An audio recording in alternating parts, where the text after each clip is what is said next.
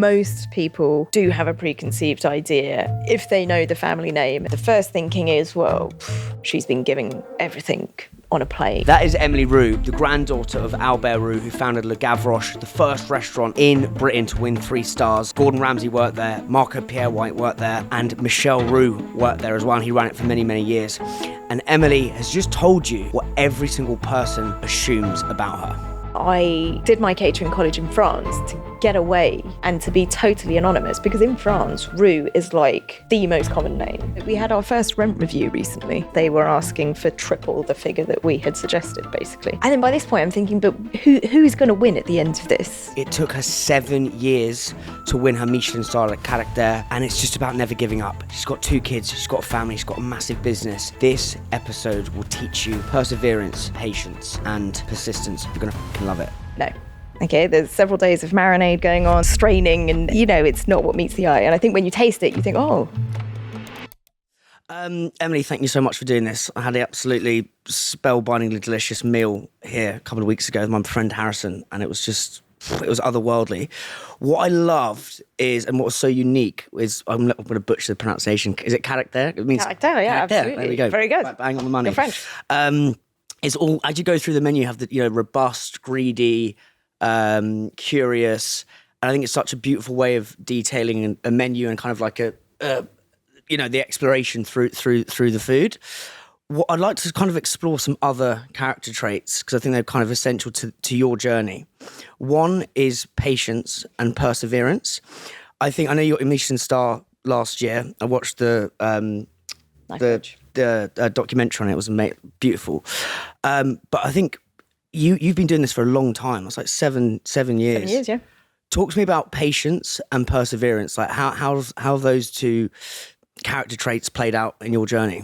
Well, to be honest, I think starting out, I was a very impatient person. I wanted everything quick, everything fast. Yeah. Like all youngsters, I think. And then throughout the journey, well, you sort of learn to slow down, learn more wherever you go, and sort of trying and stay in one place to get as much as you possibly can out of one place. And then I had kids. And I mean, if you've got kids, you know that patience is the number one. Yeah. The key thing. So I learned how to be patient. And I think having the restaurant, and when we opened up Caractère in 2018, we definitely were wanting a Michelin star, and that's always been the goal when we opened this up. But I think it has taken the time it's taken, and I'm glad it has. I do believe in things happen for a reason at the right time. And I really think that was the case. It happened incredibly well that we did Knife Edge documentary, and that happened that year. It also I feel like we've grown so much during COVID as well, when we had that closure for nearly 9 months on and off. Like we grew so much as business owners. So I think these whole 7 years is we've just been constantly growing, and patience and perseverance were totally necessary. But actually, I really am proud of that journey that we've had. When you said we'd go to a place and linger there a bit more and kind of slow down and learn and be in those spots, what were those spots? Well, I think so. When I started out, part of my catering college, I had to do 2 internships, one of 3 months, one of 6 months. The first one I did was at La Table du Lancaster. I don't think it exists anymore in Paris. It had 1 star, quite in a way of saying it. Well, like, yeah. La Table du Lancaster. Great restaurant. It was headed up by Michel Gros. Lots of acidity, lots of beautiful flavour in a boutique hotel. So I really got to see everything. It was a small team. There's about 8 of us. And I loved it. Like, this sort of confirmed 100% that I wanted to do this and continue. I was about 19 there. And then my second stage and to sort of complete my culinary college was at the Louis XV in Monaco in pastry, which is where I met my husband. And then I stayed on there further. They asked if I could stay on further, so I stayed on further there. And only after that did I properly get into a full-time job. Sure. And I think when you're young, you want to see so much. You hear your friends are like, oh, I'm working here. It's amazing. Look at all the pictures. And you think, oh, I'd love to go there and see that. And I'd love to fly over to Copenhagen and do that. And I'd love to. But actually, when you stay in one place and you get to sort of move on each section, you really sort of understand the kitchen, understand the chef, understand the methods of working. Whereas I think when you jump around, you really don't immerse yourself in that and don't learn fully of what's happening around you. I think like with us, it's like going narrow and deep on one thing in whether it's business, focusing on business, life, like friendships. I think there's a whole thing. Like in anything. I was talking about this last night. Is the idea like like as humans we want to constantly change. Yes. It's like why fuck with something if it's working like in business, but also like if you're going to learn, like really, you know, read a book twice, 3 times, like go out with one person. Like I think this whole idea of like having lots of little sort of shallow and wide versus narrow and deep. Yep. It's like really interesting. So when you were almost sinking deeper into these places, what I feel like the more you sink in these places, the more secrets unearth. Well, absolutely, but also more responsibilities. Yes. So for example, when I was working at Restaurant Akram, so Chef Akram Ben Elal, our little team together, we got 2 stars. I say we, he got 2 stars, but I mean the team, we very much felt like a little family and we're part of that journey. And after 2 years being with him, I sort of became a chef that would travel the world where he was called upon. So if somebody wanted to work with him in New York or in Washington or in Bangkok or in Japan, he'd take a chef with him and that would be me. Amazing. So I traveled many cities around the world with him. And again, I'm learning about culture from a different country in kitchens all over the world. But also with a very unique guide. Yeah, absolutely. Absolutely. And because he's a chef and loves his food, he would take me out to all of these different places and restaurants, and I'm meeting 3 Michelin star chefs over the world. So I think you've also sort of, you know, those responsibilities come in time. And I think I'd sort of proven myself, and he knew that I was able to look after those kitchens and whatever he was doing and prepping in all of those places. And I was able to do that. And I think, wow, I mean... That comes from patience and perseverance exactly, in one place. Yeah, exactly. Wonderful. And what did he teach? So he's a 2-star chef. You're gallivanting around the globe, going to all these glorious cities, food markets. What did he teach you about how to think like a 2-star chef? So I interviewed Sat Baines, and he sort of, you know, he's like the amount of chefs who've gone through his kitchen, and he was saying, I won't teach you how to cook, I'll teach you how to think. Mm-hmm. Which was like a really interesting, like... Well, he was very much like that. Yeah. So how did he teach you how to think about excellence? Do you know what I mean? So Akram is, at the time, he's moved location now in Paris, but at the time it was a very small restaurant. I think we did about 15 covers. Wow, okay. So it was a very small team, very small kitchen. So everything was done, obviously, basically à la minute. So it's like... people sat down and we were prepping for those people. There wasn't enough fridge space to sort of stop. À la minute is at the second, at the minute. Oh, made at the minute. Yeah. Because the fridges didn't have space to stock. So you're just cooking. People come in, you start your prep and you do for them. But also Akram was super creative and super fun to work with, because he would like change the menu one day to the next. He'd walk in, he'd had an idea, and he'd be like, guys, today we removed this dish, we're doing something else. I was like, right, I haven't ordered anything. I haven't got anything in the fridge. He was like, right, let me see. Walked down to the fridge and he was like, right, we've got that. We're doing that. Wow. Okay. And you're like, right, it's 11, chef. Like, I've got an hour. And he just loved working in this sort of unknown and being super creative and always have us on a, you know. And I think as a chef, you're like, okay, this is not possible. I'm used to being regimented. I've got ideas. I've got a menu and I follow what I'm... Mm-hmm.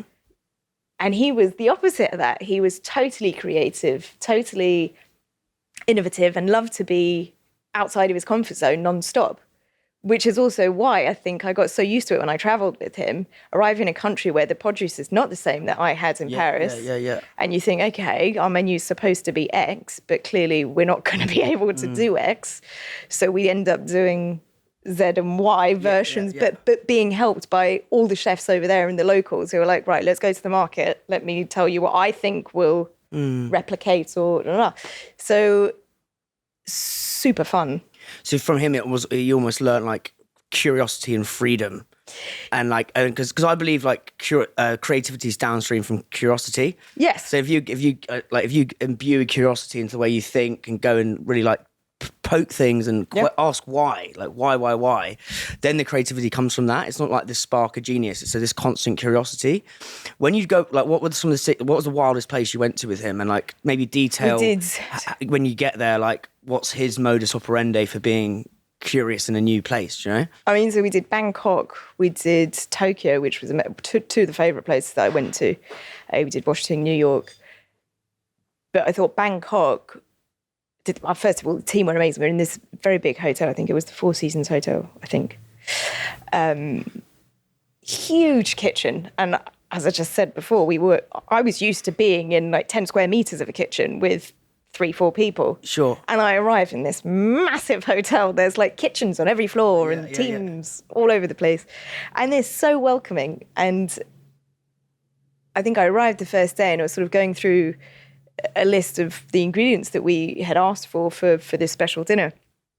And half of it, I was like, oh, this is not what I was expecting and not really what we asked for. So what what's some of those ingredients? I can't remember what it was, but he used to do a dessert with pineapple and charcoal. It was sort of a black caramelized pineapple, which was one of his famous desserts. And I remember, like, it wasn't the size, it wasn't the texture, there was nothing that we were used to working with in Paris.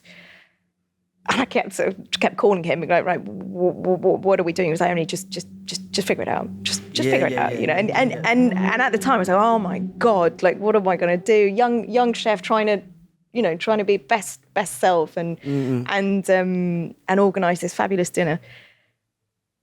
But you know, those are the times where I'm like, actually, how incredible is it that yes, I found my own way. Yes, I managed to do this dinner. And that's basically what I feel like I do every day here. You've got to fall on your feet, and regardless of if you know or don't know, you move on and you figure it out. You figure it out. Yeah. I mean, it's the thing what we were talking about before we were recording about just winging it. Like the amount of 100%. The amount of winging it is 100%. So I was in Bangkok at the beginning. Do you know? Have you been to Speedboat? It's fucking amazing. So Lukey Farrell, who runs that, lives out in Bangkok. Okay. But then kind of comes to London. Yep. And we did a podcast out there, and he was like, "I'm going to take you to all these off-piste, spooky places." Oh my God! Like you go into these little like kind of, you know, mums and pops, and they're like making like there's noodles at the front, and it's all like the spice and sound and noise, and it's just like this kaleidoscope of like sensory overload. Mm-hmm. But some of the dishes we were like exploring there, it was just like, oh my God! Like you couldn't believe it. So would he, with your experience, would he go to these markets? And that was we had lunches and dinners in you know, sat on the floor and in a back alleyway and dubious ways of washing plates and cutlery, but tastiest foods I've ever eaten, and the experience is amazing. Yeah. Aira is an AI communication platform where restaurants can manage all inquiries, bookings. This is literally a world first. Aira allows you to take bookings directly from your Instagram DMs. It makes the whole booking process super seamless. If a punter wants to ask any question about your restaurant, Aira will answer it. If they want to buy merch or make a booking, they can do it all through Aira. Aira doesn't send them to some icky outside link. This is what I really love. Aira literally learns your unique tone of voice. It will speak like you. It's an extension of your brand, an extension of your restaurant. This means people, when they first interact with your restaurant, it feels on brand. This isn't some shitty soulless bots. Aira literally collects so much information about your customer, remembers every tiny weeny little detail about their experience, and allows you to build relationships with soul at scale. It's so sick.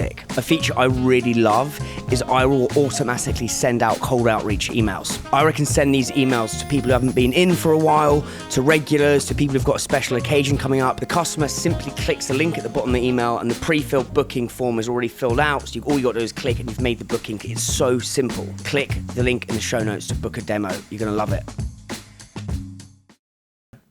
No, that's so interesting. I think the curiosity and creativity stuff, and then just more on this excellence piece about like the 2-star level. that level of excellence, like detail that in terms of like almost like a personal development thing, like what is that, how do you get to that? Well, I think teach you about that. I think that also goes back into sort of patience, perseverance and all that. Like Diego and I are both two people that are individually very ambitious. We don't sort of stop at one thing in life, not just at the restaurant. It's like, you know, it's like, okay, we've managed to do this. How can we go further than that? What's next on the cards for us? What's our goal next year? And I think over time, you sort of learn. You sort of learn how to get more and more intricate, how to get more and more out of your team as well to achieve what you would like as a team altogether. And I think when we started out, we probably weren't as good as that. I think when you get a new business, you try to be everywhere and be the best at everything in all corners. But you learn over time that you need other people dramatically to make you better and what you're doing better. Yeah. Who are those people that you brought in? So we started off, well, all of our teams have been great, to be honest. I can't say there was a better team now than everyone who has been part of this journey right from the beginning or now have brought something. Amazing. Like, I feel like every character that we work with, every person that has been here has sort of built a little, you know, brought their little piece of stone and cement to this, that's a lovely way of putting it. Strong, you know.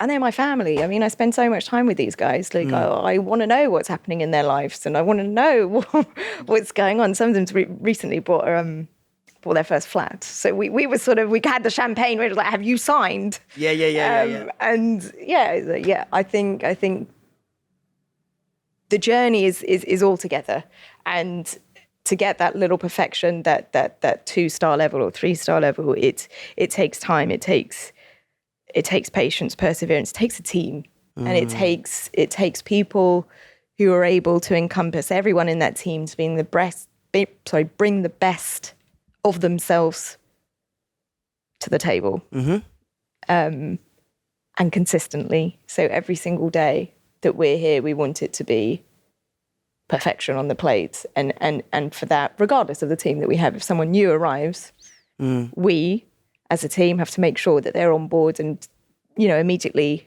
realize what's got to be done and how it's got to be done. So say someone walks through these doors behind you today, this afternoon, they're coming work in the kitchen. Yep. How do you set the pace of perfection, intensity, excellence from the jump? Like what do you literally do? Well, I think it's quite natural in the sense that I'd say we're quite a quiet environment, unless I've got my music blazing, which happens in the morning. But other than that, we're a very small kitchen as well. Small team. There's about 7 of us in there in a small space. So what I would say is that with Diego, myself, and our head chef Gaetano always being there, there's no room for cutting corners or errors. Like, we literally have eyes on every single corner of the kitchen. So you can't get away from us. Yeah. That sounds horrible. But I'd say it's one of the best ways to learn, because you cannot cut any corners. We're there constantly. Yeah. And I think it's an amazing environment to sort of start off in, because we're there. Like, you've got a question, I'm there. Yeah. Diego's there, Gaetano's there. During service, if they feel that you're going wrong, or I feel that somebody's getting lost and the service is going somewhere that we're confused, I'm there. I'm literally 1 meter away from you, so I can see what you're doing. So how would you, if someone's going a little bit off piece, how would you pull them back on course? I can jump on that station, or Diego can jump on that station. Like, we're that small. Yeah. We're literally all at the maximum 2 meters away from one another. Yeah. So it's not like in those huge kitchens where the pastry is a million miles away. Yeah. Exactly. Yeah. Potentially 500 meters away, where you can't see, let's be honest. Yeah. Or there's, you know, a back production somewhere, or a back kitchen that you can't have eyes on.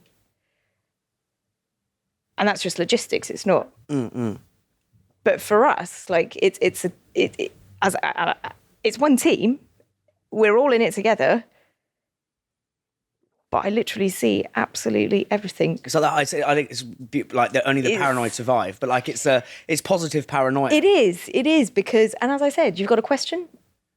Ask. I'm here, and if I see something not being done the way that I was shown, I'll tell you so that the mistake won't go along further. If you see what I mean. Yes. So, I think it's a great place to learn. Yeah. But could be intimidating and a bit. Maybe too much for some people. Yeah. But I think for somebody who starts out, you'd immediately get into that groove. And once you're in it, then... Get into the groove. Yeah, that's such a good way of putting it. How? So it's like leading by example then. 100%. And you know, it's a very quiet kitchen. How do you, like, because you hear all the argy-bargy, you know, almost the rancism of those, you know, kind of arcane days.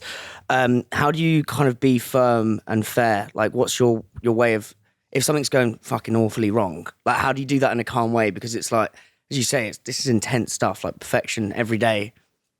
That can happen. No? There are days when nothing goes right. Yeah. That's life. But I think, you know, you just stop, you start over. You know, I prefer being late and give somebody something late. Start all over again.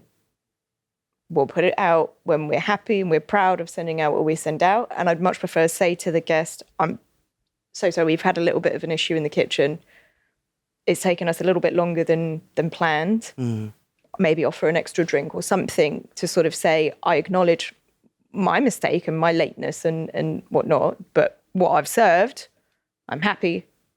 Yes. And I'm confident. Yes. Okay. Yes, Every plate that goes out is that. And if we need to take the time to sort of, we stop, that goes away, we start again. Patience. It is. Yeah. Back to patience. It's so interesting. Yeah. Let's talk about the characters on the menu. Like just for people listening. So you've got Delicate. So delicate. Yeah. Talk me through. Yeah. Go through. So we've got delicate, robust, greedy, strong. I'm missing one. What's my top two? Fast. There's one missing at the top. Curious. There we go. Yeah. What was? Tell me the why and the thinking behind that. 'Cause it's so unusual. It's wonderfully unusual. So the whole name of the restaurant, Caractère, came about because Diego and I are both excessively stubborn, and we said, okay, in French you say quelqu'un qui a beaucoup de caractère. So he's got loads of character, a bit stubborn. We're like, right, okay, well, I like it's a strong name. It definitely reflects our personalities. And Diego and I speak French to one another. We met in Monaco, and French is our language of conversation. So that's why it's French. And because it was so much of our character plastered on the door, Caractère, I was like, well, why don't we, go through with this and play with it all throughout the menu? And so then was the reflection of, which character traits would reflect us, but also potentially the food. But we wanted it to be quirky. Yeah. We didn't want to be starter, main course, dessert, which is very logic and done everywhere. But we thought let's be different. If we're putting the name Caractère on the front door, let's put it everywhere. So those character traits, then we sort of had to find dishes that we thought would fit into those character traits. And it's very difficult finding character traits that work for yourselves and foods. Yeah. We've tried. Yeah. We've tried. What was the hardest one to get right? Well, to be honest, greedy was one that was...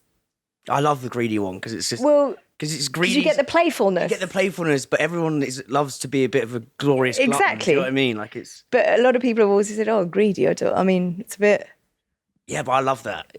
So do we, and we're greedy. We love our food and love a dessert. So again, it's us, Yeah. Greedy is us. Could it be too much? Potentially for some people.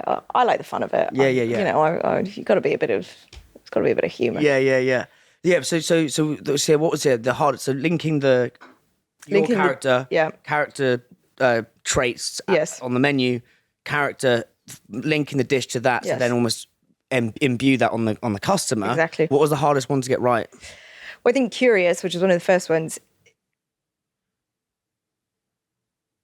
You know, you're starting out the menu. This is the first thing that you're going to have after your canapes, and you want people to discover you in sort of that first little bites and that first little dish and the first thing that you see. So I think it's got to be impactful. It's got to say, oh, I want more. I'm curious for more. Or, oh, this is not quite what I was expecting, but even better than what I had in mind or what I'd read. So I think it's the most difficult one to get bang on. Mm-hmm. And what talk me through some of those dishes that are reflection, that are you? So tuna dish, which is Balfago bluefin tuna, is a dish that actually you see on Knife Edge. Yeah. We've kept it because people are like, oh, well, we want that one. Yeah. One that we saw. Okay, right. So we've kept it. It's a fantastic dish, and it's a dish that sort of brings me back to the time that I worked in Japan a little bit. Diego also worked in Japan before we met each other as well. So it's quite close to our hearts, and I think it's a great way to start a meal as well. It's super fresh. It's full of flavour. You've got that crispy notes as well. There's a little tart on the side with phyllo pastry that's super crunchy. It's got everything we sort of love in a dish to kick off your meal.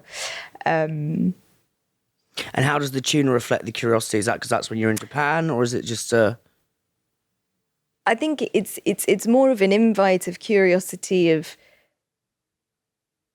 everything that's been in there. You probably wouldn't imagine all the different components to the dish, and all the different ingredients that we actually get from Japan. Most of them. These are all secretive, by the way. That's why I'm not going into full details. Yeah. But it looks simple. You're thinking, oh, it's a tuna tartare with a little bit of something on the side and beautiful flowers on top. Yeah. No. Okay, there's several days of marinade going on. There's several days of straining and to get a perfect and delicious sort of dashi, and it's not what meets the eye. And I think when you taste it, you think, oh, it's the layers of complexity below. Exactly. Okay, yeah. It's the layers of complexity, but you wouldn't really know. Yeah. And then when you bite into it, you're like, oh, yes. Interesting. And it brings your curiosity to sort of eating the rest of it. I ate it. It was fucking delicious. We did, and also the other thing I was going to ask is, I love the idea of build your own. Yes. Like I love sort of behavioural science. I can kind of geek out on it, but there's a whole thing of like the almost like IKEA-ification, if that's the best way of saying it, of perceived value. So it's like when you actually actively as a consumer participate in the making of the thing, the perceived value increases, and it's just that kind of customization. Talk to me about the thinking with that, because it's again. So again, this is all about our vision and us dining out. I feel like sometimes with set tasting menus, you can be ever so slightly disappointed in one dish for X, Y, and Z reason. For example, I'm not a huge lamb lover. I eat it absolutely fine. I eat pretty much anything. But if it was on a menu, on an a la carte, I wouldn't necessarily go for that specific meat. And then when I have it as a set tasting menu somewhere, I'm not going to say I want to avoid it because I eat it. Can be sometimes a bit lammy. I know that. Yes, exactly. It's that kind of like just. That's when I'm a bit.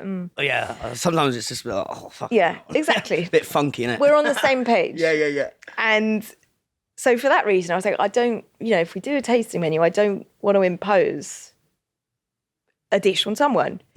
And that's also avoiding actually, I don't like lamb. Can I have something else? Because you've chosen. So everyone's happy. as you said, like consumer is literally choosing what they want. Yeah. And in the kitchen, I don't deal with can I avoid strawberries or can Yeah. I avoid Yeah. coffee, for example. Yeah. So Interesting. Yeah, it's so smart. So it works incredibly well. Obviously, it is more challenging for the kitchen because you can have, typically, if two people are having every other, you get the whole menu. Yes. Yeah. Which is logistically more challenging for the kitchen. But we have a pretty short menu. You know, we've got 4 starters, 4 main courses, 4 desserts. So it is achievable. Yeah. How did you come up with that? Did you spot that on other menus, or were you just sort of scratching your own? I don't think I've seen it. Yeah, I haven't seen it anywhere else. Yeah. In that, I mean, to that extent. Yeah. What other things do you do differently to most kitchens, and actually restaurants, more from the front of house side as well? Well, I think where we are slightly different is because both Diego and I are here every single day. Which, don't get me wrong, there are loads of small independent restaurants where chefs are there every day, but with us, it's like we really do everything. I mean, I can be answering the phone to customers. I'm on emails answering customers. I do the HR. I help with most of the accounts. Diego's with suppliers every day. We do everything in this little business. This was our first little baby. Yeah. And we know the ins and outs of everything. And I think if you were working with us and you had questions or wanting to open your own business later down the line, this is a great place to learn. Like I mean, our general manager, who's amazing, Mattia, he's been with us for nearly 4 years now. I think we're coming up to 4 years. I think, and we recently had an EHO inspection and EHO, so health and safety, environmental health, and the documents that you have to do and the paperwork that is involved in that is a monster of a job in itself. Yeah. And I think he'd be ready to open a restaurant tomorrow because we do it together. We go through everything together and we make sure that we're on top of everything together. It's a job in itself, you know? Yeah. And I think that's probably things that you may not be able to see or that happen sort of behind the scenes in certain places. Whereas because we're here every single day and do it on the daily basis with them, well, you sort of get the best of everything. Again, it's like sinking, as we were saying, almost like having this almost element. I know patience keeps coming up, but almost this like when you're here, you have more time to sink into. Yeah. Almost have your octopus tentacles. Absolutely. Yeah. That's what. But I love that. I really genuinely love being here and what I learn as well, you see, like we had our first rent review recently. That was fun. First one we ever did. I've learned a lot. Clearly I was naive, or we were naive and didn't, well, just didn't grasp how it happens and what happens. So our rent review is every year, can only go upwards per And is that with a landlord? Is that like? It's with a landlord. Yeah. And thankfully from the get-go, we've had a very good relationship with the landlord. And by that, I mean just good, clear communication. Yeah. So through COVID, et cetera, we managed to find a solution that worked for everyone, talk through it, et cetera, et cetera. Anyways, rent review arrived. And I thought, potentially a conversation, even a sit-down conversation or a phone conversation we would come to terms that everyone agreed to. Yeah. Diego and I had thought about a percentage that we thought was fair and adequate, obviously only upwards, going forward. And that was declined. And we had to employ a chartered surveyor to deal with how we could work around this, because they were asking for triple the figure that we had suggested, basically, which I think was fair. So we fork out quite a lot of money to get somebody to investigate, and so they do a full report on what's been going around really locally, as close as possible to us physically, in the same sort of same domain, so a restaurant or bars, things category. Like that. Yeah. And then recalculate all square meter, etc. Really proper job. Fascinating. And he was like, "Yeah, Emily, I think what you offered was actually quite generous. I would suggest, honestly, a 2% increase. That's what it's worth." He said, they might not bite for that because it's too small. We'll hopefully find a happy medium in between what you had previously suggested, what we suggest, and great. That got refused. Even with all the evidence and everything produced, that got refused. And then by this point, I'm thinking, but who's going to win at the end of this?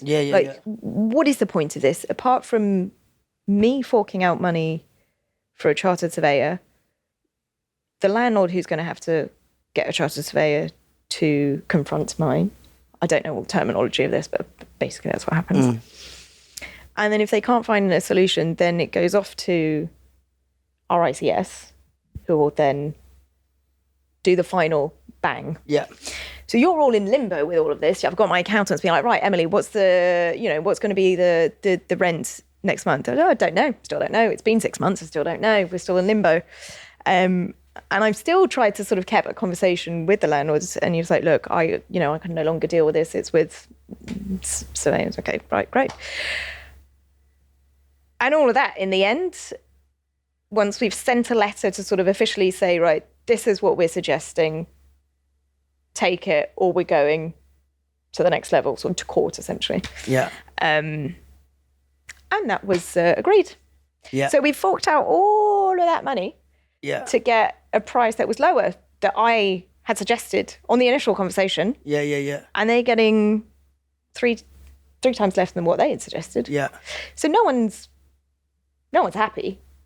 My chartered surveyor's got more money in his pocket, and he did a great job. I'm not, Yeah.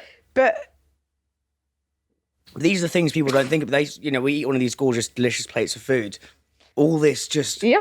It's always there in the background. It's the mundane behind the beauty. There's always something. Yeah. There's always something. What's your... I think a lot of it is just ultimately every day there's a problem. Like, how do you stay... Or maybe another character trait is like calm in chaos. Like, what's the... talk about that. Well, I do love sports. I've always liked sport. Oh, I quite like high intensity stuff. I like classes that you come out dripping off. Well, like a Barry's or like a... Yeah, a HIIT class or things like that. I love it. Yeah. But I've also recently got into swimming. Oh, nice. Yeah. So I try and do that 2 or 3 times a week. Who I'm thinking about? I really enjoy it. Really enjoy it. Was it Tom? I think Tom Kerridge got into swimming. Was he swimming? That was his thing that kind of got him. But he was saying because you're under the water, you can't it's almost very. It's very therapeutic. I'm like a sort of dog paddling, right? But I do like it's it. that very. You can't really think of anything else because there's no stimulus or input. Well, I hate running. I can't run. Yeah, I'm trying to run the marathon. It's fucking boring training. That's it. Even on a treadmill with watching something, I still feel like I'm looking at really? Yeah. It's only 2 minutes. Whereas swimming, I tend to look at the watch after like 15 minutes. I'm like, oh, fabulous. There's I can do another 3 or 4 of these. So yeah, I'm really, really enjoying that. And I think, as you said, it's sort of quite therapeutic, quite calming, and you're in your zone and you do you. Mm-hmm. Which is lovely. And that almost is like that unreleases the valves. You can, when you come here, it's just like, that's done. Interesting. I want to explore kind of the cultural view of and like approach to almost food across Japan, France, and Britain. Like you've been in all those kind of in those countries. How are they similar and how are they different? Maybe start with let's start with Japan because that's kind of the craziest place. I think I went there a couple of years ago. Well, I think there's such a devotion to food and ingredients and like the quality of them. And like when you go to markets and supermarkets, I went to this supermarket, I don't know the name, can't remember. but every individual fruit and vegetable looked like it had been immaculately cleaned and like put in a certain position, and it was like it looked like jewelry. Oh yeah. You know, like so perfect. Everything was just like you can tell that someone spent a lot of time and effort into doing that. But the butchers, the fishmongers, they were all the same. You know, like all of these meats were just like little jewels and all wrapped up tightly in towels or paper, and so neat, so professional, so beautiful. Which I don't think you've got beautiful butchers and things like that, but not to that extent. They're almost like the perfection of Yes. Yeah. Sometimes it's a little too much. They would wrap individual grapes. I was thinking, maybe not. But do you see what I mean? Like, Sure. like it's like regimented, and like every ingredient is like, wow. Mm-hmm. And I think that sort of shows when you eat like omakase, or you know, when you see a master sushi that's like slicing his fish and looking after that produce, you're like, well, ain't messing around. yeah. And I think that's something that you would have to master over years and years and be like immersed in there to get it like at that level. Mm-hmm. I think I'm a bit late now for that. Or I'd have to spend several years catching up on that. But I think, for example, like France and Italy, for example, are really similar in their food culture. How so? Heritage. Like, both Jake and I grew up with like family meal is sacred. And you all sit down with extended family and you have a great meal, and there's absolutely no distractions apart from a great conversation, great food, and great wine. And I think that really is France and Italy have that culture from, you know, even from like babies. They will sit at that table in their high chair and will be given bits and bobs to eat from the table, and that's what your Sunday is going to look like. Yeah. Full stop. Yeah. With obviously different foods, I mean, but sharing style as well, like, you know, big dishes in the middle that we just help yourself and pass around. And I think that's lovely. Yeah. I think it's really beautiful. It's that almost coming together of generous conviviality of the whole thing. Interesting. And I think when you get that as a child, then you cannot not love food and eating out. Yes. Because you've just been, you know, immersed in that sort of food culture and love of people and talking and eating and drinking. I mean, it's the most stunning. It's the most like it's the best form of merriment and happiness. 100%. What about in terms of Britain then? I know, like, how's that? And you can be as honest as you want. Well, I think it's taken more time to get to there. I think now we are in the golden ages. Yeah. Like, I think now, I mean, we are beyond lucky with all the restaurants that we have and the caliber of these restaurants. Like, Paris hasn't got that. I think. I haven't been there in a while. I could be wrong. Parisians are going to hate me. But I think London is just like a melting pot of intensely brilliant restaurants from all different cultures. And you can have the best meals. Who was it?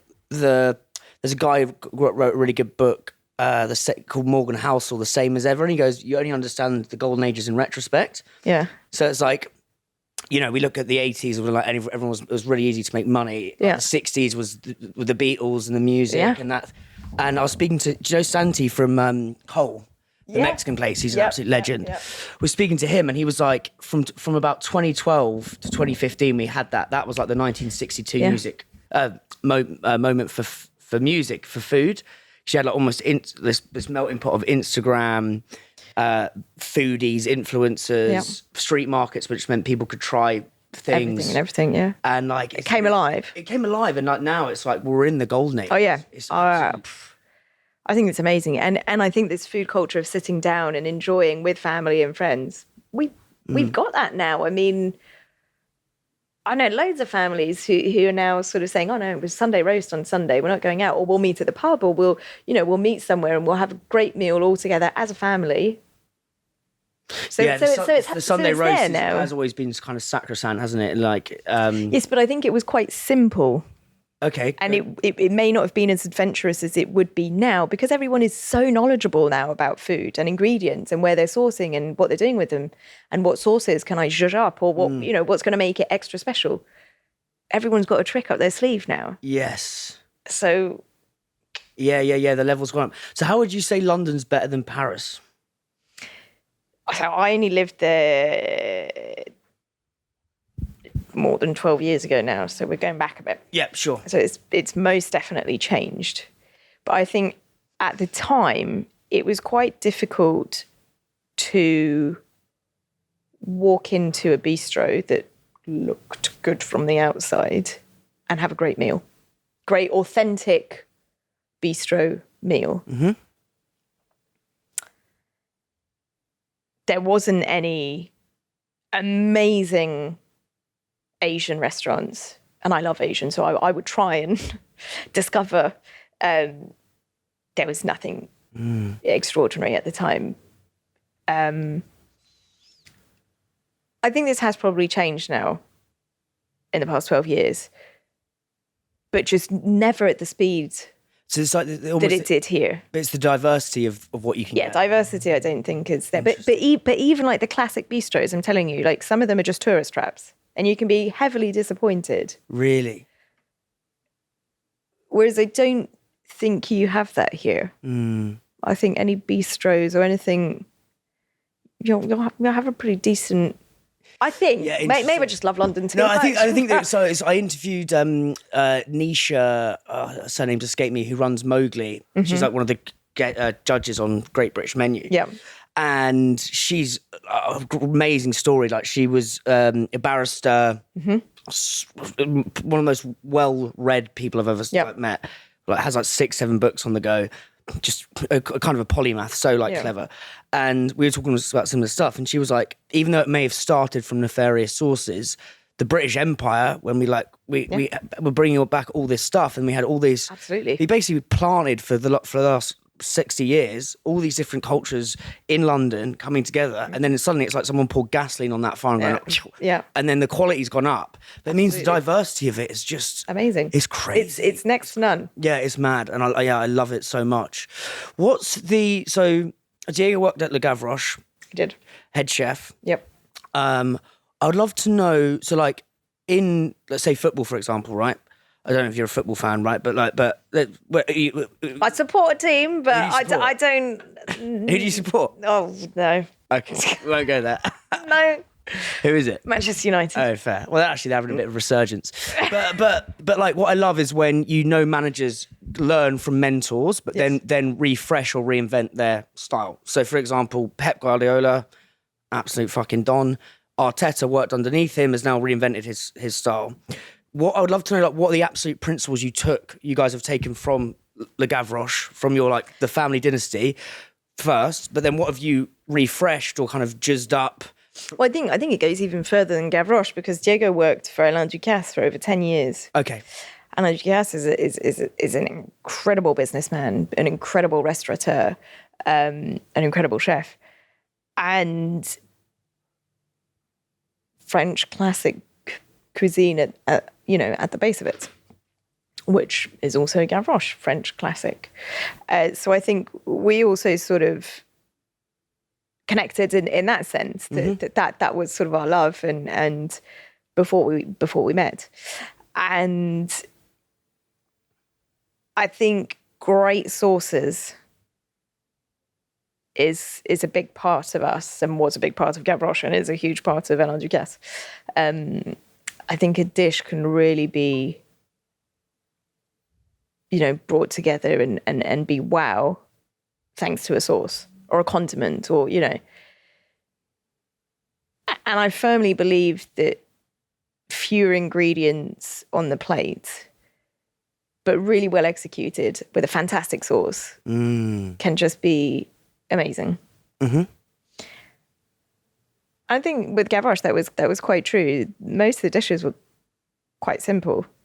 That sounds really bad. Nothing is simple in what we do. Everything takes time and appears simple. Yeah, ostensibly simple. Yeah, appears simple because there's few ingredients on the plate.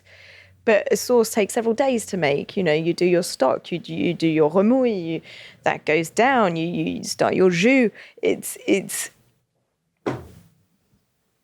I think sauce is everything, and such a huge foundation to any dish. Interesting. So the sauces are like that's the principle you've taken from those institutions in terms of the refreshing, or like your and Diego's kind of unique thing. You know. Well, I think all chefs sort of live in their time, right? At the moment, we're definitely lowering down our butter, our cream. But my dad would say exactly the same. So when he took over Gavroche in '91 from his father, he was like, "Oh, I cut the cream and butter out in half." Well, there you go. Yeah. So, I mean, clearly, as a population, we're trying to cut down on fats, but also butter and cream, all that is full of taste. That's how you get those delicious flavors. So I think you've also got to find alternatives of for example, herbs, condiments, oils,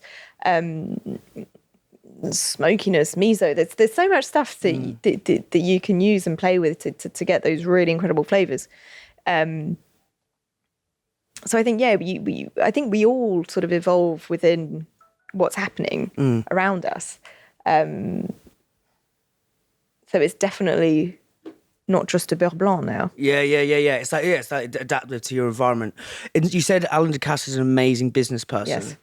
How many stars has he got? It's like a lot. Yeah. But he's also got he's got an ice cream venue in Paris. He's got a chocolate. He's got everything. He's loads of books what have you learned as well. About business from him? Like, what are some of the business principles? Well, I think because he's got such an empire. Yeah. You just wow. Like he's got the best chocolate, he's got the best ice cream, he's got the best biscuits, he's got the best 3 Michelin stars all over the world. Like, yeah. And yet he still goes to all of these places and does tastings everywhere and approves or disapproves of these dishes. And he's put the right people at the right place. There's also this leadership thing that he's continually like making these amazing chefs and putting them in places to head up these restaurants who then might themselves open another restaurant. And, you know, so it's like, wow. Yeah. He's built this empire and this foundation of amazing chefs all over the world that... So what did you learn from leadership from him? Is it or you guys learned with Diego, like... Well, again, I think it all goes back to sort of nurturing, learning and making the people around you a better team and better people and allowing them to one day say, right, I'm comfortable to open my own place. Like I've got that baggage and that knowledge that you've given me and that we've learned together that I can do this. Yeah. I know how to do a rent review. Yeah. So he's got the empire. But he's managed to put people. He's managed to put people there in the right places. It's incredible. And like, for example, most of Diego's friends who were colleagues and worked all together in those kitchens have now got their own restaurants. So we've got friends in Lille who got 2 Michelin stars last year, who was working for Ducasse at the same time. So like, he's made these incredible chefs. All over the world. What would you say sort of like underrated about him? Well, he's a very quiet and shy person. Interesting. I've only met him a couple of times. He came for lunch to us when we opened, and big moment as well. Of course, yeah. Super proud, but like he's an incredible man. I mean, definitely someone I'd look up to in the industry, 100%. You talked, like you said, yourself and Diego are incredibly ambitious. Like, is it 2 stars? Is it to have a dynasty, an empire? Like, what's the... I think right now we just don't have enough arms to have an empire. Just because our kids are young, I think, and we want to give them as much energy as we can now. Yeah. That may change when they're in their teens and don't want to see us anymore. But how old are your kids? I've got a nearly 6-year-old and a 2.5-year-old. Right, yeah. So they're still bubbers, basically. Yeah. Yeah, they still need a lot of energy from us. But I think we'd love to have 2 Michelin stars. Yeah. But I think we're now very conscious of how long that takes, how much. There's a lot of things that we would like to change as well, reinvest in certain things at the restaurant. Such as? Cutlery, crockery, floors. There's a lot of things that we would like to touch up and redo. And that's what you think will get you to that 2-star level? No, not necessarily. I think it's part of a bigger package of like, right, once we've said go, then let's put our thinking cap on. What can we invest? How much can we invest? Where would be the most intelligent way to invest it in? What would that make the difference for the customer? Because essentially you're trying to please a customer here. I mean, although it's Michelin in the background, we want that customer to feel extra special from the moment they set in. Oh yeah, go for it, mate. Yeah, all good.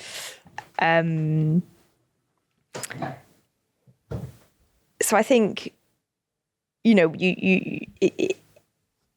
these things don't happen overnight, and we've learned that. Yeah. And there's no reason why we couldn't get 2 Michelin stars, I don't think. I think if with the team that we have and the way that we work, I think it's achievable. Could that be tomorrow? Could that be in 7 years? But how do you set the tone of like, we've achieved this, we want to get to this, like what is that gap? Like how in the food sort of style of like, what's from your perspective now? Because I love like when people are even with this, right? So I'm here now, like this is what I want to get to. Like that gap, like what do you think you need? What are the big core things you need to do to move that? Well, I still think consistency is a huge thing. Like you've got to have an incredible foundation and be consistent in that with that team who know your ins and outs of what you want, how you want it, the way that we've collectively decided together. And then add another layer on top of that and be like, right, how can we make this dish better as a team? Like if we take this one dish that's on the menu today, how could this be better? What can we change? It was on the menu.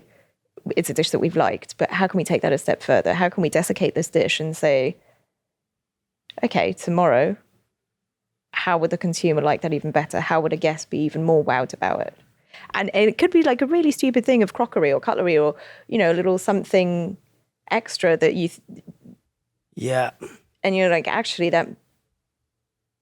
that's changed it. Yes. And it could be different glasses. It could be little details where...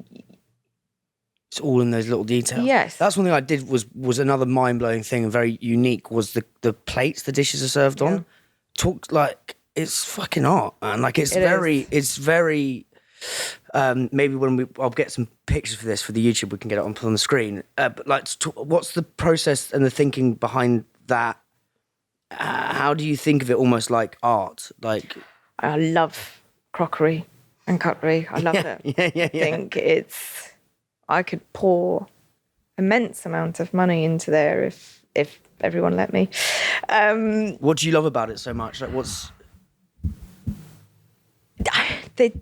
I think every plate is unique. There's like, they have different touch. There's different.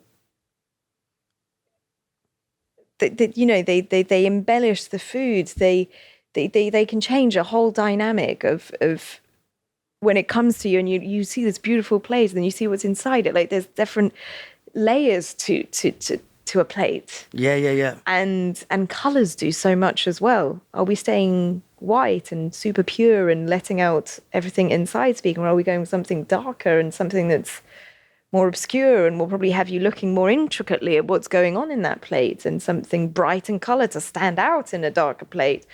And the texture as well. I love the textures on a plate. Yeah, and you sometimes see people sort of touching, oh, is it soft or is it grainy or is it, how is it? And again, there is amazing potters, and you can get some amazing plates all over the world. But they cost. They come at a cost. Yeah. And where would you go looking for plates? We've got a Potters in Clapham, which is great. Oh, really? Whereabouts is that? Not far from Trinity. Oh, nice. Yeah, You're on that little road, like the Virgin Active road. Yes. Yeah. There. There's a good It's Thai called restaurant Nern. down there. Yes, actually. there is. Yeah, really good Thai restaurant, of which names escape I me. can't remember, but I've been there. So many good. I went to Trinity Upstairs the other week. I mean, they do a fucking sauce very, very, very well. Well, Trinity, Yeah, Adam Byatt is amazing. Yeah, so it's so fascinating. Because the plates almost tell stories. I feel like There's some that we brought back from Japan when we went there. Interesting. We bought an extra suitcase and chucked a load of plates in there. They no longer are here because they break, unfortunately, over time. And when you do a new dish, you often want a new plate. Yeah. So you're continuously buying. And so will you go to the Clapham Potters? And sometimes it really depends. But like, would you say like, listen, mate, like we want these bespoke? Yeah. Does dish first, then plate, or like, do you in your head? Again, reading Satso in my brain, so I'll be editing that podcast. But he's got this thing called Doodles. It's really sick. I don't know if you've seen that. Yes. It's like his piles of for like 20 years of just. Doodling, and like he actually sells them, and it's really cool. And like, but he was talking. It's like that's his process. Like, how do you see it? Yeah. Is it a visual thing? Is it a taste thing? Is it what's the Emily Roux? I think it really depends. Okay, interesting. Like it really, really depends. We can. I mean, obviously we're always in season, but like. So at the moment, we're really excited. There's asparagus coming, new season asparagus. So, we haven't had asparagus in a year, obviously. But every season, you sort of get excited for what's coming up. I really love spring vegetables. I love. But for plates, it's like if you imagine this dish and you think, oh, this will go great in the plate that we already have. Hallelujah. But if we don't, then we go on a search for plates. And that can be with a few suppliers that we already have, or we go down to the potters and say, okay, we want this size, this diameter, this colour, or what can you do? Really depends. It really depends. It's fascinating because I love your perspective on it because the fallow guys were like, we just get like the cheap white plates and let the food do and that's why this. But I think on that volume and that scale, exactly. I mean, if they were getting bespoke plates, it would be complicated. There's no rules in all this. That's why I love these conversations because there's how one person does one thing. Everyone's right. But that's the beauty of our industry and hospitality. Everyone is doing their own thing and. That's why I just love going out and discovering new places. So what are the places you like to like? What really kind of wows you, like as a? Anything can wow me as long as it's delicious food. It can be in a cafe in a back street. Yeah, what are some of those places in London? Like, would you say? I love C&R Cafe. Where's that? It's in a little underpath. It's called Rupert Street or Rupert Court, something like that. What, in Soho? Yes. Yeah. Yeah, so it's a tiny cafe. My mum used to take me there. Yes. So we're talking... Time ago. 15, 20 years ago. Yeah. It hasn't really changed. They just do great food in plastic plates. And it's delicious. Yeah. I love dim sum. Honestly, but I also love high-end stuff as well. I love having an incredible dinner with Diego and spending 2-3 hours of just chatting about life and enjoying insanely good food and touching all the crockery. Yeah. I think it's also all about who you're with. And you have a great time with friends and great wine and yeah, it's the best. The other thing on the crockery thing is, again, Lukey from Thailand, is he purposely has, we were eating those little cafes, he purposely has really light... chopsticks? No, not like the... it's almost like it's like a spoon and a fork kind of thing. Yes. But it's very light, and he's like, the plates have to be light as well, because you want it to feel... It's this whole pendulum can swing about where you position yourselves on that. It's mad. I'd love to know talk about your mum. Yep. And her involvement in like with your dad and Le Gavroche, because I feel like she hasn't had much I haven't really heard about her basically, and I think she's clearly massively instrumental in all of this. Yes. Why is she special? What's she doing? My mum is the most incredible woman in the entire world. Very cliche. she did a hotel school. She went to a catering college, but more bar front of house. Right. And she came to the UK. She's French. Yes, Right. in her very early 20s to learn English. So she was due to stay about a year working front of house to perfect her English. That happened to be in one of the restaurants that my grandfather owns in the city, French brasserie. What was that called? That was... Can't remember. No, yeah. I've read the book, but yeah. There'll probably be details somewhere of what it was Someone called. Yeah, anyway. And that's where she met my father, who was running the kitchen. That was what it was, and she's now never left the UK. So she's been here for over 42 years, I think. Yeah. So yeah, she's obviously knows all about the industry, worked the hours, and knew what she was getting herself into when she met my father and the life that he was leading. Then my mum is also, she loves her food. Her mum was also an amazing chef. So my grandmother would do all the most traditional French, Southern French dishes that you can imagine. La sanquette, which is like a pork blood,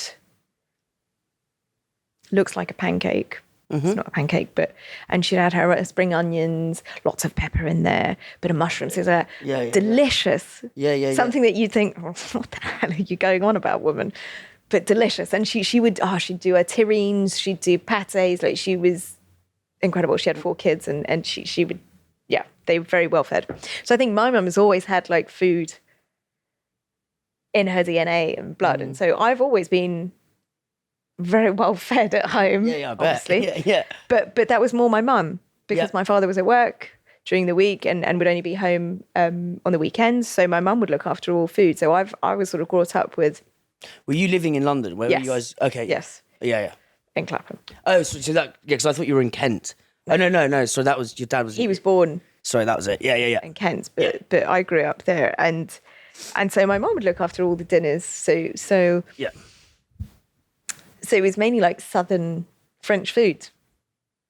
And I think she's always been sort of the backbone of like the family. Yeah, that's why I wanted to explore it with her. Like, I feel like, yeah. Well, first you've got to sort of, it's tricky living with someone that's not there often. Like you've I don't know. It's difficult to say from my perspective, because I've always, Diego's always been in the same industry as me, so we've always had the always same lifestyle. Always in the same kitchen. Yeah. So, we've always come back at similar times and always had the same days off, realistically. But I think for somebody who's in a couple and the partner isn't from the industry, it's really tricky to say that, well, every night they're not there, and that they're potentially very tired on the weekend, need a bit of a catch up and a bit of downtime to get back into a groove. But because she was from the industry, she got it. She got it, and there was no questions of how much work one or the other person was doing, which I think can be a bit of a difficult one to say. Sure. Well, I'm giving 100% at work. Well, yeah, but I'm giving 100% at home, and. It's a difficult juggle. I think it can be a difficult juggle. So yeah, my mum is. No, and what are some of the principles you apply to the restaurant, or like running your team, your like almost getting the best out of them? Well, I'd say at home I run a pretty military operation. Really? With my boys. Yeah. I like to stay on top of everything. I'd say I'm pretty organised. Like, stuff is folded the night before for the morning. Yeah. Breakfast, we know what we're having. I'll know what I'm doing for dinner. I mean, for dinner, I'm incredibly lucky, because whatever I've got in the fridge, I'll smash something out in the next 10, 20 minutes. And how do you deal with the like almost mum guilt versus restaurant guilt? That's really tricky. Like, I feel like you've got almost two. Yes, I've got 2 babies. This is our first baby. Yeah, I got 2 babies. Well, 3. Yeah. So do you come in and then would you go and pick them up from school? It depends. Either me or Diego. Totally depends on what we're doing and throughout the day. But the normal day to day is we all leave together, drop the boys off at school, and head to the restaurant all together.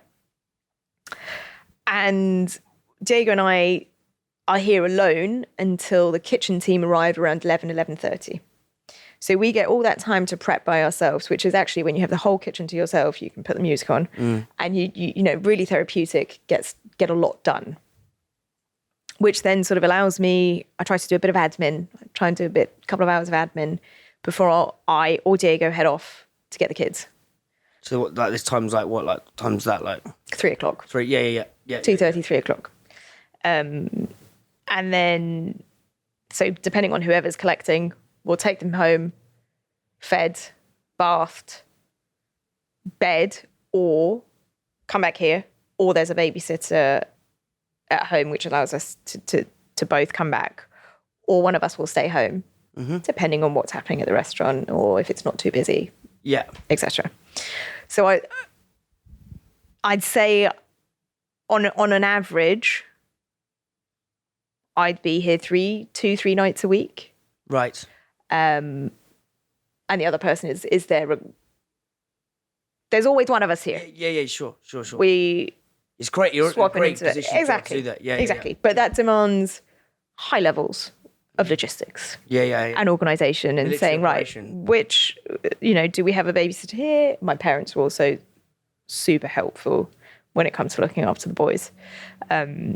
So they're normally with their grandparents as well, at least once a week. So it works really well for us. Like, we've never known anything other, to be honest, nor them, nor us. So it works really well. Like, we've got it set up in a way that everyone's happy. The restaurant seems to be doing okay. So. Yeah. But it's that juggling act, which is hard. It is. So growing up in that family of just, as you say, your old man was away was at work a lot. And this kind of just almost like pressure with all this was it a high pressure, understanding high pressure from such an early age? Like, what was it? Was that what it was like, or was it like something else? Or did you not even know because you were so young? Like, no, I don't think my father brought home that kind of pressure at all. Interesting. I don't think I felt like he was an extremely high pressure environment. So it didn't transpire from him, which I don't think would either to my boys, because you sort of leave that at the restaurant, and once you're out of the restaurant, then that's it. Peppa Pig time sort of thing. Yeah, well, yes. Not Peppa. Yeah. Whoever. Yeah. Whoever. Pokemon at the moment. Yeah, Pokemon. Yeah. I don't think so. I mean, obviously you have an understanding that he's always worked extremely hard. I used to love spending Saturdays there when I was sort of 7, 8, 9. What was that like? I loved it. What was just to paint that picture in what that was like? So I'm an only child. Right. Always dreamed of having a brother and sister. Got in that kitchen. I had 10, 15 brothers and sisters. And I loved it. Yeah. It was like a playground. I could do anything there, peeling your tomatoes, chopping your vegetables, whatever. Put me in a corner and I would just look at everything that was going on around me and just wow. In awe of the synergy of everything, of the ambience, of the camaraderie, but even the pressure as well. I thought it was beautiful to watch. It was amazing. Yeah, there's a quite a love which is like pressure is a privilege. Yes, which I actually think it is, because like if you're under pressure, it means you're doing something meaningful. Yes. Like, I think the opposite of pressure is boredom, which is kind of like, I think it's just inertia. Yeah, You know what I mean, for me, seeing that, I was like, I want in. Really? I want in on that, and I want to be part of that family, and I want to be all of their brothers and sisters. Yeah. That was, wow. Yeah. And how do you deal with the pressure here? Like, as in not in terms of like releasing the pressure, as in like, as in the privilege thing. Like, how do you use it as like fodder to galvanize you? Do you know what I mean? Well, I think it always does. Like as you said, I think pressure is so good for you. Like, that's when you learn so much when you're under pressure and you there's that little stress and you're in an uncomfortable zone. But that's when incredible things happen, when you're uncomfortable, right? If you're comfortable, it tends to sort of plateau normally, and you So it's the inertia. It's when you know, you live your life. Whereas when you're in a tricky situation and you're uncomfortable, I think that's when the best things happen, because you need to think and you need to have those conversations. And it's also why I love the fact that there's two of us in this business and that we've opened it together. Because a lot of people say, oh my God, you're working with your husband, you live with him, like how the hell do you deal with each other? And there are days like that, but also conversation. You can ask someone, well, what do you think? Crockery, what do you think? Should we change it? Should we not change it? How much should we spend? And he'll have his opinion, I'll have mine. And I love learning about other people's opinions because it can make mine better, my idea better or worse. But I think having conversations with people about stuff that you really care about is necessary. And in business, when you're solo, well, you can ask people, but if they're not in it 100%, they've got a bit of a different opinion, right? And a different mindset to it. Whereas we're 100% into this and still got a hefty loan to pay back. So, you know, we have real hard conversations sometimes, which are totally necessary and beautiful to have, I think. Well, how are hard conversations beautiful? Well, because you learn. You learn from somebody else's perspective. It's I think we'll probably never agree on stuff on the first go. I mean, we do, but like there'll be always some kind of different, like, oh, I would have done this differently, or I wouldn't have chosen that, or what do you think about, you know, this, or you know, even if it's for talking about somebody that we'd want to give a raise to, and I'll think, oh, well, I think we should do it this month and have a conversation. He'll be like, oh, actually, I would have thought we should wait until this time and have a conversation when this happens and when we're doing this. Like, oh, okay, that makes sense. Like, you need to see somebody else's perspective to agree to something and say yes. Tim Ferriss has got a quote which is like, you are the sum of the hard conversations you have with yourself and other people. Yep. And I feel like, and I'm sometimes fucking hopeless at this, like if it's managing people, like we have a team of like 5 and 6 who work on this, and I'll just run from the hard conversation because I'm just like, I'd just like rather just not pretend it's not happening. Yeah. What's the art of approaching a really tricky conversation? And it could be whether it could be with a chef, like more the business side, it could be, and I think I'm very honest. I think I'm a super honest person. I think I'm very fair, and I think that anyone that's had a conversation with me will know that I will always look to better them and their future. For example, we had a wonderful employee that wanted to see something else. Yes. Gave me all the right reasons, and I absolutely... See something else, as in dive into another restaurant and... Right, okay, sorry, go... Another challenge. Yes. And I said, absolutely. Like, you're young.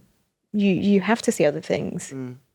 And we had a really long conversation about it. It was quite emotional. It's someone that... Been with you for a while. Been with us for a while, and that I genuinely care for and wish the best for. And if that's not with me, and in that conversation we both mutually agree that this is great and it's a positive, and I am more for it, and that's what I wish for that person. But also at the end I say, if ever it's not what it was turned out to be and you don't feel comfortable and you want to come back, my arms and my business is wide open, the door's wide open. Yeah. Guess what happened? Came knocking back. Yes. Amazing. And then you feel like, well, an amazing part of my team was back. And I feel like that had to happen. Had to happen. Sometimes you just need to see something else. You need to understand and grow and But the fact that they came back just makes me incredibly happy, and to know that they feel comfortable and happy here and that they still see themselves growing here is wonderful. Yeah. But it's not, do you see what I mean? So it was a difficult conversation to have. But Also, in the having end, I think it's just having it as well. yeah, but in the end, it all, like, I'd like to think that anyone could come and talk to me and we could have a great conversation, even if it's hard to tell me. We can have a great conversation and find a fabulous ending to it. And you never know what happens in the future as well. That's what I always say to everyone. I say, okay, it's a goodbye today, but the world moves. You never know. Ways. You never know, and you mature during a few years, and you come back, and I'd like to hope and feel that this is a home for my team as well. Fascinating. Yeah, I think it's just about, I think the honesty thing, and then trying to get it to end on a fabulous ending is. But I think there's what you said, which was beautiful, is hard conversations are beautiful. Yes. Like, if you can think of it like that, it's you beautiful. learn so much from them. In the chasing, is it not? I was going to say chasing stars. Knife edge. Sorry. Yep.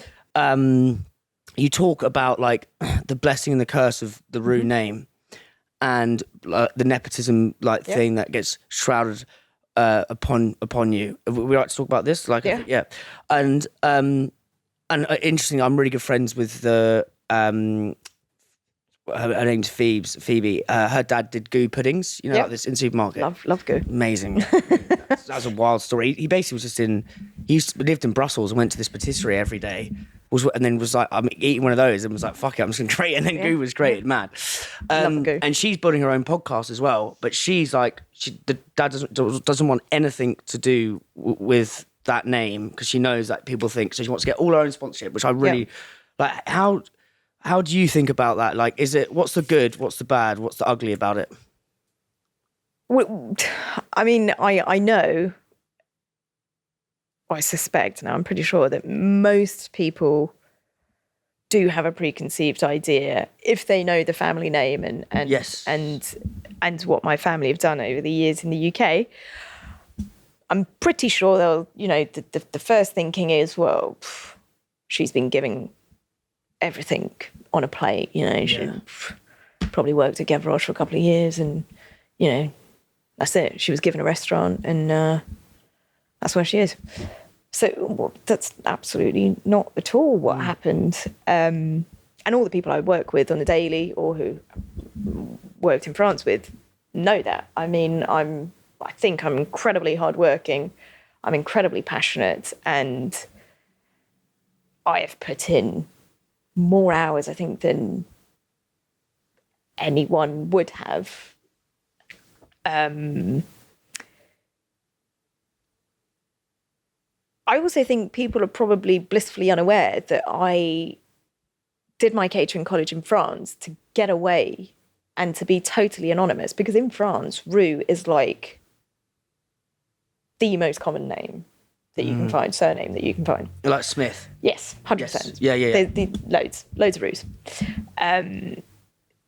So, and also my family are not as known in France, full stop. Yes. So I went off to do my catering college and then did those 2 internships, part of that. And no one knew where I came from, where I grew up, anything. So I was treated like everybody else who went through those kitchen doors, which is exactly what I wanted. Mm-hmm. I wanted to build what I felt at the time was the arms and build the knowledge to be capable of going back to the UK and feel comfortable and say, I'm a chef. Because at the time, I just knew and already felt. Well, how old are you at this point? Okay, so I was 19 when I started catering college. Yep. Let's hold that up a bit. So until I was like 21, yeah, when I was at catering college and did those 2 internships, I was Joe Blog, which was fantastic. So I just did everything like everyone else. And then again, I worked for five years in France, and lived my life totally. If you like would still have the exact same family, but if you had the option to change your name from early, so you remove that preconception, would you? No, because I'm super proud. I'm super proud of my family and what they've done for young chefs. I mean, we talk about the Roux Scholarship, which is an incredible competition for young emergent professional chefs. My family have done. Because you're involved in that, right? Yes. So what's your role? So I'm also. When did that start? That was in years ago. Yeah. It's celebrated 40 years, I think 3 years ago. So it must be in its like 43rd year. And your granddad set that up. Yep, and his brother. Yeah. So Michel Senior and Albert Roux. Yeah. And so what's the? So the whole thing was to get young British chefs or UK chefs on stage and essentially get them to the whole world, put their names out there and make it a better place for these young professional chefs to shine. And that's exactly what it did. And you can tell with... Well, Sat Baines won it, didn't it? Exactly, Sat Baines. That one moment changed his whole career. Yeah. But I think it did for many of those winners or even just participants. Like it's a competition that is really solid and sort of shows people what you're made of. Why is it such a hard competition? Well, the caliber of the entries that we get. So in the regional finals, for example, this year, we've got some seriously good restaurant names and good... Who's in there? So we've got 2 chefs from Hélène d'Arros. We've got 1 chef from Trinity.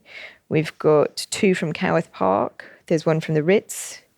There's others. There's loads of great restaurants who are going to be battling out.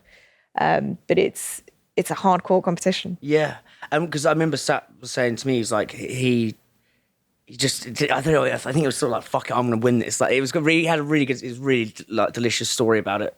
But and then what do they get when they win that? Like is it more just that the names becomes ubiquitous or like not ubiquitous, but like what's the... Well, there's definitely that. Yeah. But then you're sort of part of this family, which is essentially the Roux family, but also all of the previous winners and judges and everything.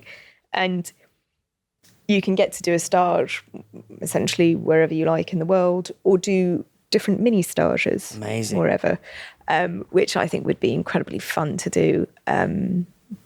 Just knowledge, you learn wherever you want. I think... It's like a passport to extraordinary. Exactly. So April, who won 2 years ago, 3 years ago, she went to Mexico, did some bakery over there. She went to Australia to go with Mr. Neeland. Like she did some crazy stuff. Very jealous. Yeah. It's an incredible competition. It really is. I'm very excited. I'm judging next week at the regional finals. Yeah. I'm very excited. I just want to go. We'll wrap this up shortly, but I'm just learning so much. The bit you said, like when you came up with the name Caractère, the stubbornness, yes, and that French word of almost, I like it, the French nuance. It's not just about being like a bubbly character. It's the stubbornness, stubborn backbone. What have been like the hardest days, challenges when you and yourself and Diego have had to really, feel like everything's coming at you? Like how do you develop backbone, I suppose? I mean, the toughest days have definitely been sort of after COVID, sort of all of that era was just the complete unknown. And for 2 very new business owners, we'd been open for a year and a half before COVID hit. And I also gave birth a month afterwards with my eldest. I think we had to shut in March and I gave birth in May. Right. So I was alone. Overnight, my husband was not allowed to stay in the hospital. So this is May 2020? Correct. Yeah. All masked up. Like it was surreal. Like looking back at it, it was completely surreal. And besides that, we had our business who we obviously still paying electricity, gas, a bit of rent. And we were like, what do we do? Like, do we stop this? Do we have to stop this? Is it reasonable going on? Like, we've just had our first son. Our end's gonna meet. What do we do with the loan? What do I say to the bank? Like, how can we stop all of this? Like, how? Like, literally, there were moments where like, can we get out? Like, wrong time kind of thing. Like, we chose the worst time. That was what we were thinking. And I think you just need to be extremely resilient and find the way. But again, because there were two of us, because we were together, it was like, right, okay, I'll have a bad day today. Diego will probably have a bad day tomorrow. But you bring each other up on those bad days. You're like, right, okay. What would you sort of literally say to yourself? Did you have the goal? What was the goal that was like, we're going to keep going? Was it the Michelin star? Was it the... There was definitely the Michelin star there, but it was also like, I mean, as well, my parents would always used to say, like, good things take time and things happen for a reason. And I firmly believe in that. And, you know, getting all of your ducks in a row and getting the right team and the right people at the right time. Like, we would always try and tell each other, like, the future will be different and brighter. Let's just wait this out. But some days it's difficult when you and my impatience will come back and you're like, ugh. Yeah. You gotta be resilient. What are the sort of things that happened to you that like at first felt like a really bad thing, but then actually retrospectively it was like that was the way forward? Well, we go back to COVID. Yes. We used to do twice the amount of covers before COVID. Oh, really? Yeah. What, as in, what, 2 sittings? Or? Yeah, we do 2 sittings. We were open for lunch every day, 5 days a week. We're now only open 2 days a week for lunch, and we only do 1 sitting. So it has changed the restaurant's life and our lives dramatically. Is it like, so how do you make less money, or like? We do, but we've also got less staff. Right. It's changed the whole sort of business dynamic. And in hindsight, I think that's been really positive. I don't know if we ever would have got to this model if COVID hadn't struck. I don't know. Yeah, because what else? So that sort of some what are some of the changes you've put in place that have been really like powerful? I think in general we're just more mindful, and that obviously is more personal than it is business, but this is personal. Yeah. There's no. So I think we've just, COVID was a slap in the face of growing up, getting your shit together, and it just literally just had us focusing on absolutely every aspect of our business. Like this, even the stupidest things of like, okay, our electricity bill, it's X amount. How can this not be? Can we switch our lights off 30 minutes more every day? Like it's the stupidest things, nitty gritty things. Yeah. But when you aligned everything, we're actually making a difference. You're like, oh my God, I actually saved 50 quid on that bill. Also more closures. So before we'd be open sort of Christmas, New Year. You wouldn't stop. After COVID, we were like, this is pointless. Like, how come? What, as in like in... For one... What, in between Christmas and New Year, that period? Yeah, all of that period. In the run-up, you'd be open though? Yeah. Yeah. Now we're shut. We shut as normally around the 21st or 22nd of December. We shut for 2 weeks. Yeah. And again, I think, as I said, like we matured, we grew, our personal lives changed, but the people's personal life changed as well after COVID. Like they wanted to see more of their family. They wanted to be more home, rightly so. And so all of those things sort of made that, like, okay, let's close for 2 weeks. Like no one wants to be here at Christmas. Yeah. Like even if it was financially lovely for the business,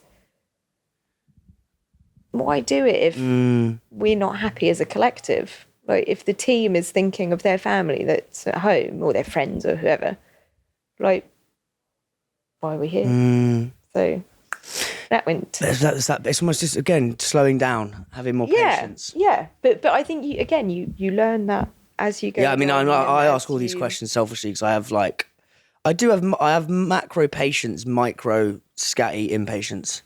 Yeah. And I'm trying to get, like, as long as I sort of know where I'm going. But so do I. So do I. But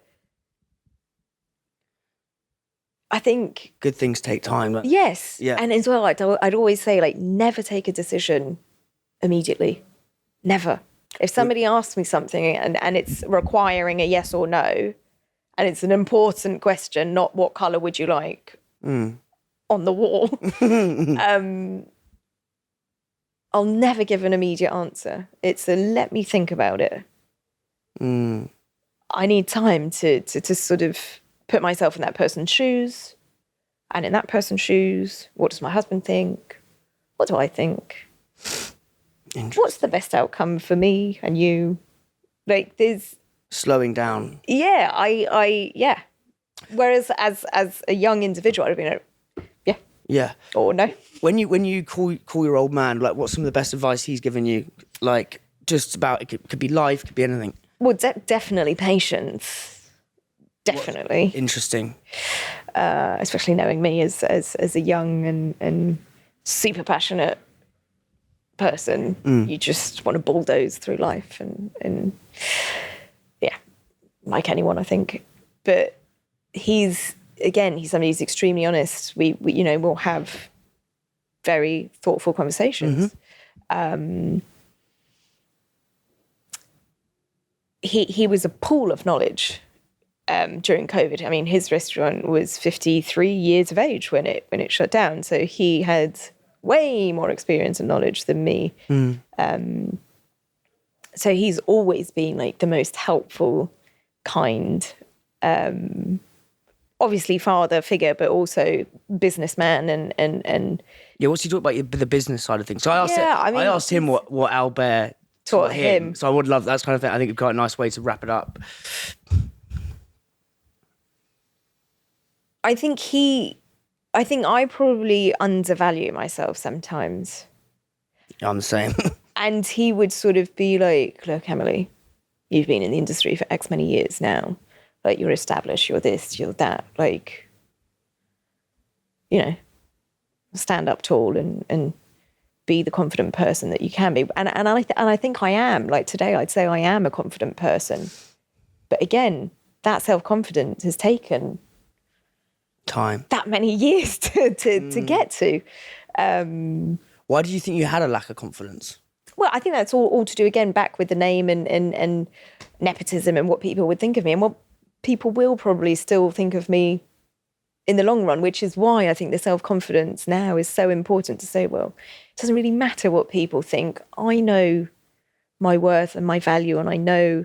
Yeah, there's Alex Hormozy's got a quote, which is like, it's about stacking up irrefutable proof of who you are, who you say you are. Yes, but do other people need to have that proof? Yeah.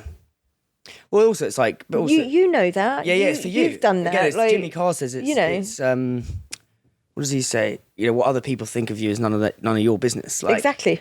But it's like, I think it's once, because I had the same with this, right? It's like, now we're like 250 episodes in. It's like, yeah, mate, you've done 250. Like, chill. Like, but at the beginning, I was like, oh, I'm fucking awful at this. Do you know what I mean? And it's just that you got. But you also need that confidence to be better in what you do every day, and to not be fearful and not stress on every single thing. I think as well, when we opened up, I would say, I mean, I always take everything to heart. As I said, this is my baby.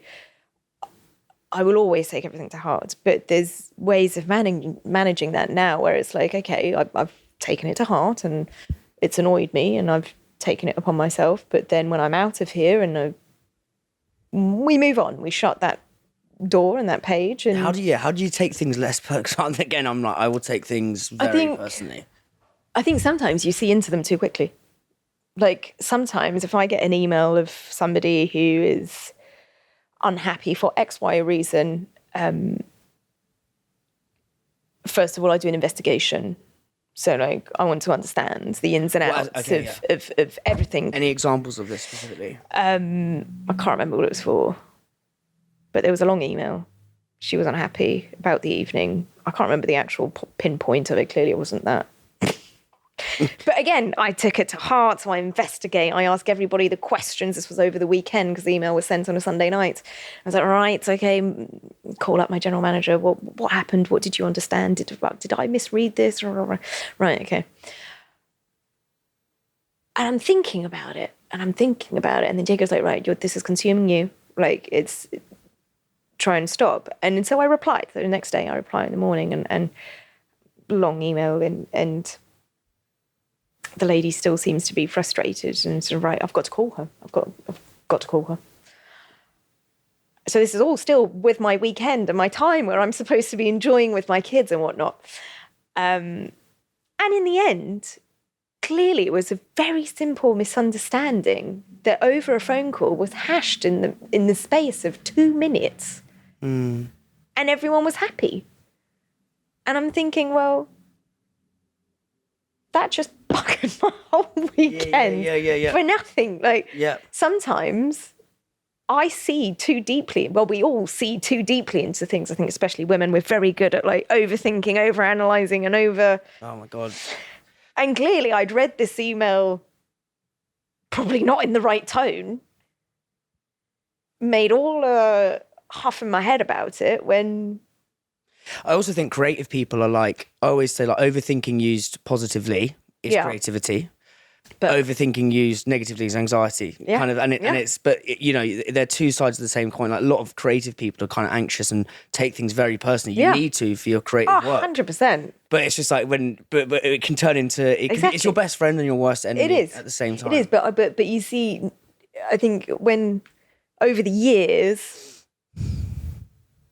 I maybe wouldn't have given that person a call 7 years ago because I would have been a bit shy and a bit like, oh, I don't know what I'm going to say. What did you say? Like you just belled her up and then was we went through the email and her disappointment and my understanding of it. And she was like, oh, no, it's not, it's not, I'm not, basically she wasn't as, I thought she was basically. Tonality of emails is so that you take all the nuance out of, what do you think, is the telephone literally, is that an underused weapon in restaurants? I think so. Because all this online bollocks. I think sometimes if you just pick up the phone and tell someone your situation, I think we'd be pretty damn understanding. But as you using it as a tool to solve problems. As well. Like as I said with my landlord, that phone conversation is important, and we still, we're not. There's no bad blood, by the way. After the rent review, there's still another one happening in the next couple of years. Dialogue is super important, and we probably only do emails and texts and whatnot, but actually phoning up someone can be super helpful. There's so many levels of dialogue, and as you say, textures to stuff you just can't get on the written thing. Absolutely. It's fascinating. Emily, let's wrap that up. It's been an absolute joy. I've absolutely loved that. I think we swam in so many different directions. Yes. But no, it's just this place is insane. So thank you so much. Thank you. That was sick. Hey guys, thank you so much for watching this video. Hope you're loving the episode. I'd appreciate a really small yet significant favor, por favor. Please, may you click the subscribe button. Get in the comments. Tell me what you think about the episode. Tell me what you think we need on the show. It may not seem much, but it really helps us grow and helps us get bigger guests. Thank you so much.